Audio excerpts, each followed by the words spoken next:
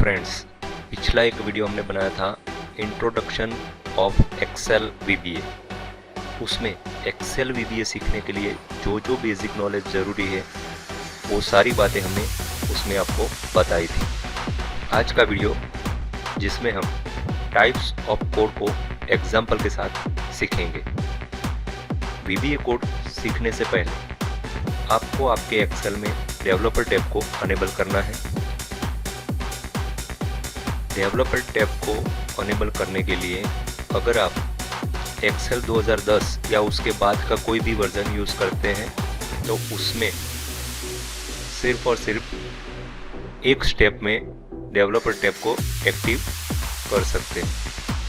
देखिए यहाँ पर ऊपर जो टैब है वहाँ पर आपका कर्सर ले जाइए, क्लिक नहीं करना है, राइट क्लिक करना है और कस्टमाइज रिबन पे क्लिक करना है। अब यहाँ पर पहले आपका अनचेक होगा ये डेवलपर, आपको चेक कर देना है और ओके कर देना है तो आपका डेवलपर टैब यहाँ पर आ जाएगा। 2007 में आपको टॉप लेफ्ट कॉर्नर पे ऑफिस का सिंबल दिखाई देगा, वहाँ पर क्लिक करना है।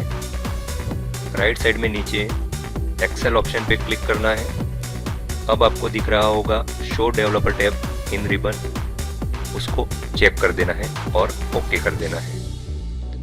डेवलपर टैब एक्टिव करने के बाद अब जिस वर्कबुक में आपको कोड लिखना है उस वर्कबुक को पहले आपको नाम देना है और सेव एज। अब जैसे ही आप सेव करेंगे तो पहले ही पूछेगा कि आपको नाम क्या देना है, तो यहाँ पर आपको नाम देना है और यहाँ पर क्लिक करना है नीचे और ये एक्सेल मैक्रो अनेबल वर्कबुक में आपको उसको सेव करना है।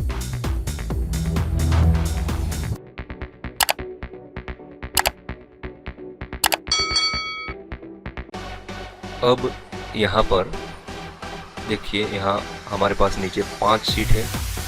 अब यहाँ डेवलपर टैब पे जाइए, पहला ऑप्शन है विजुअल बेसिक, उस पर क्लिक कीजिए तो यहाँ पर भी आपको कुछ इस तरह का इंटरफेस दिखाई देगा जहाँ पर आपको ये 5 शीट दिखाई दे रही है।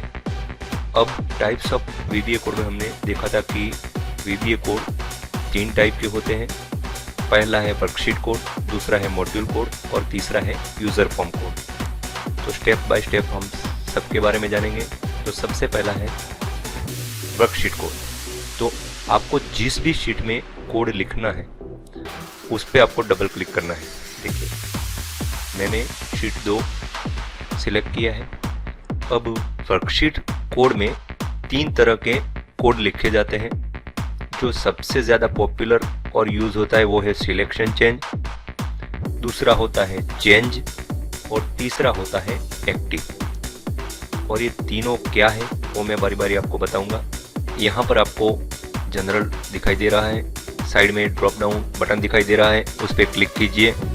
यहाँ पर वर्कशीट पे क्लिक कीजिए, देखिए क्या आया, सिलेक्शन चेंज। ये सब्जेक्ट का नाम ऑटोमेटिक आता है वर्कशीट कोड में। अगर आप चेंज मॉड्यूल पे लिखना चाहते हैं या वर्कशीट एक्टिव पे लिखना चाहते हैं तो यहाँ पर बाजू में आपको उसका सब्जेक्ट और प्रोसीजर यहाँ पर दिखाई दे रही है, तो उसका ड्रॉप डाउन यहाँ पर है, वहाँ क्लिक कीजिए। एक्टिव पे क्लिक कीजिए तो एक्टिव का आ जाएगा और चेंज के लिए फिर से क्लिक कीजिए और चेंज पे चेंज का आ जाएगा।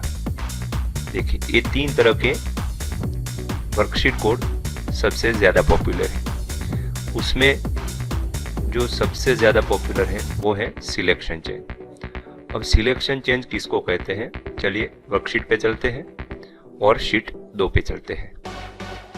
मान लीजिए अभी आपका कर्सर यहाँ C6 पे है।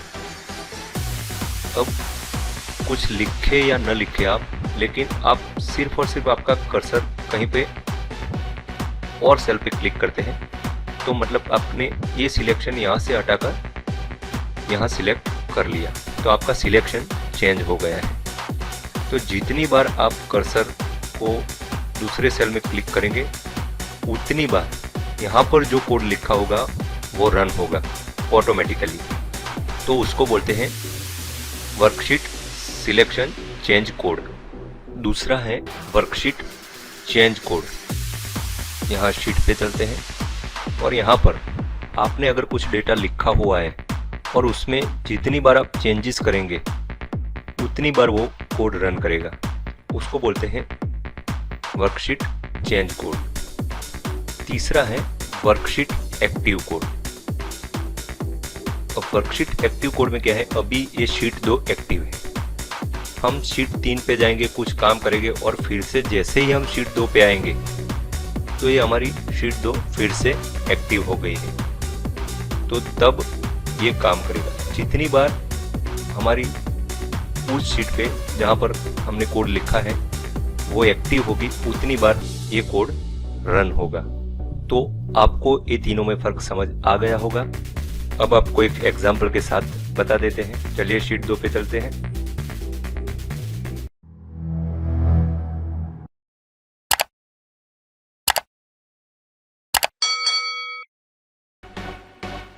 यहाँ पर मान लीजिए आपने D8 में कोई वैल्यू लिखी हुई है,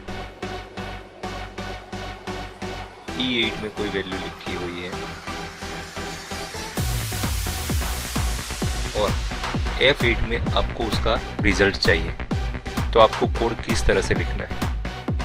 तो विजुअल बेसिक पे चलते हैं, सिलेक्शन चेंज कोड में क्लिक करेंगे,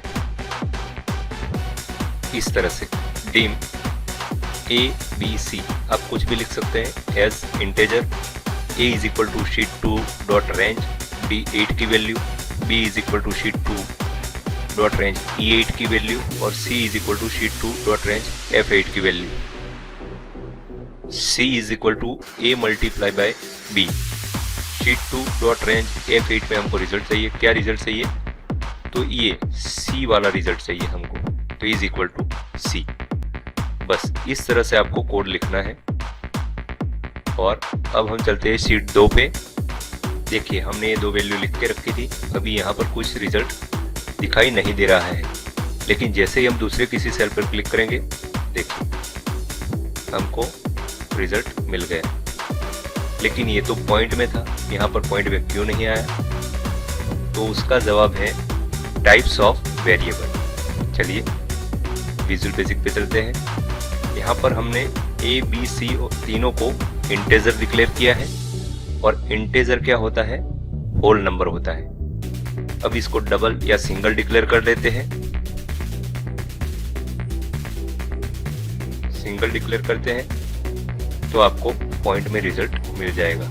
चलिए शीट 2 पे चलते हैं, कहीं दूसरी जगह फिर से क्लिक कीजिए, देखिए पॉइंट में जवाब आ गया। हमने लिखा था वर्कशीट सिलेक्शन चेंज कोड, तो जितनी बार हम कर्सर को किसी भी सेल में क्लिक करेंगे, यानी जितनी बार सिलेक्शन हमारा चेंज होगा उतनी बार जो हमने कोड लिखा है वो रन होगा। तो आशा करता हूँ आपको अच्छे से समझ में आ गया होगा। फ्रेंड्स, आपसे रिक्वेस्ट है, अभी तक आपने मेरे चैनल को सब्सक्राइब नहीं किया है तो प्लीज़ मेरे चैनल को सब्सक्राइब कर दीजिए। वीडियो पसंद आए तो लाइक कर दीजिए और अपने दोस्तों के साथ शेयर कीजिए। अगले वीडियो में हम जानेंगे मॉड्यूल कोड और यूजर फॉर्म कोड के बारे में। तब तक के लिए धन्यवाद।